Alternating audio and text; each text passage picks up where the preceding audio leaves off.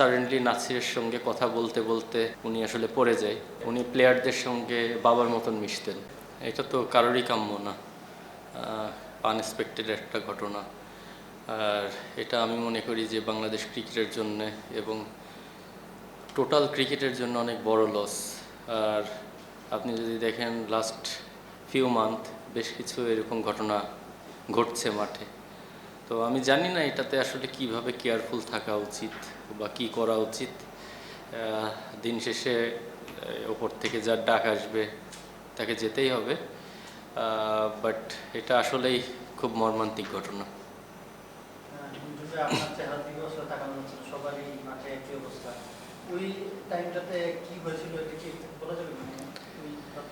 না আসলে যতটুকু পরে শুনেছি যে উনি নাকি একটু খারাপ ফিল করছিল মাঠে নামার আগেই।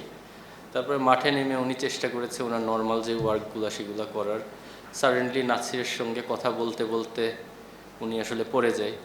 পড়ে যাওয়ার পরে আসলে আমাদের যতটুকু রিসোর্স ছিল, ডাক্তার এসেছে, ফিজিও ছিল, ট্রেনার ছিল, ওনাদের যতটুকু ইয়ে ছিল, কি বলে, যতটুকু করণীয় তারা সর্বোচ্চ চেষ্টা করেছে। আমরাও ছিলাম ওখানে। তারপরে তো আপনারা দেখলেন যে অ্যাম্বুলেন্স করে নিয়ে গেল এবং পরে আমরা যখন মাঠে নেমে যাই, মাঠে নামার পরে আমরা নিউজটা পাই।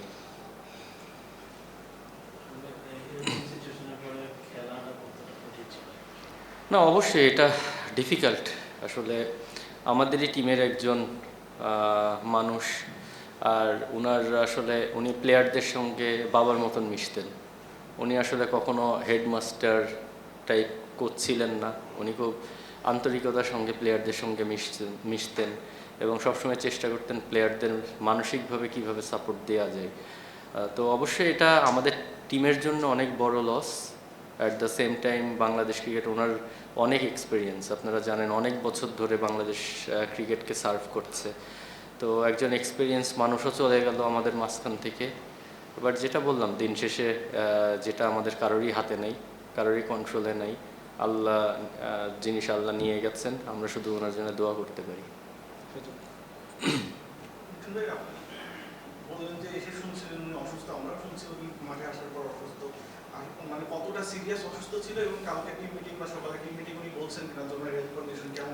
না এটা আসলে কেউই জানতো না। উনি কালকেও আমার সঙ্গে রাত 10টার সময় আমাদের একটা টিমের মিটিং ছিল, সিলেকশন মিটিং। সেখানে উনি খুব হাস্যোজ্জ্বল ছিলেন, খুবই স্বাভাবিক ছিলেন। ইভেন আজকে সকালেও ওনার সঙ্গে আমার ব্রেকফাস্টে দেখা হয়েছে, ওনার সঙ্গে কথা হয়েছে, সব কিছুই আমার কাছে নর্মালি ছিল। আর উনি যে খারাপ ফিল করছিল এটা আমি শিওর যে হয়তোবা ফিজিও ওইভাবে জানতো না। উনি এটা পরে শুনেছি, এটা আগে যদি আমরা জানতাম ডেফিনেটলি আমরা ওনাকে অ্যালাউ করতাম না, ওনাকে রেস্টে থাকতে বলতাম। বাট এই ধরনের কোনো ইনফরমেশন ছিল না যে উনি এমন কিছু ফিল করছে যেটার জন্য উনি মাঠে থাকতে পারবে না।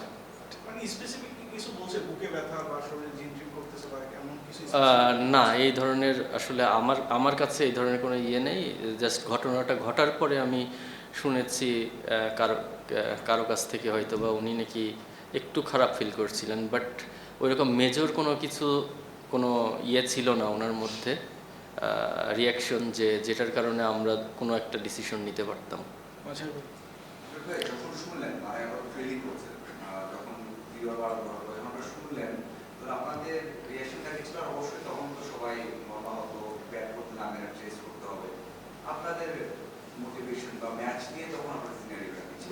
না আমরা আসলে ফিল্ডিং টাইমেই শুনেছি, ব্যাটিং টাইমে না। ফিল্ডিংয়ে যখন ছিলাম তখনই আমাদের কাছে নিউজ এসেছে। মনে হয় খুব সম্ভবত 6-7 নম্বর ওভারে আমাদের কাছে নিউজ এসেছে। এখন আসলে ওই মুহূর্তে কিভাবে রিয়্যাক্ট করতে হইতো বা আমাদের কাছে আসলে কোনো ক্লু ছিল না যে এই ধরনের ঘটনাতে কিভাবে রিয়্যাক্ট করব। বাট ডেফিনেটলি আমাদের মাঝ থেকে একটা মানুষ চলে গেল যার সাথে আমাদের এত বছরের সম্পর্ক, ক্রিকেটকে এত কিছু দিয়েছে। শোনার পরে ডেফিনেটলি সবাই খুব মর্মাহত ছিল।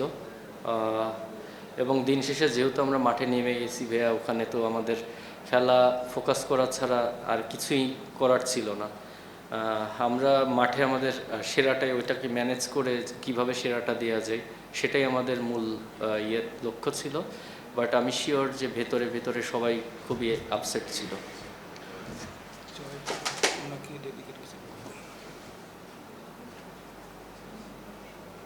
সাবির রহমানকে দেখলাম আজকে আমরা যে 6 নাম্বার ব্যাটিং করতে, তাকে কি পুরো টুর্নামেন্টই ফিনিশার বলে খেলাতে চান নাকি টপ অর্ডারও দেখা যাবে?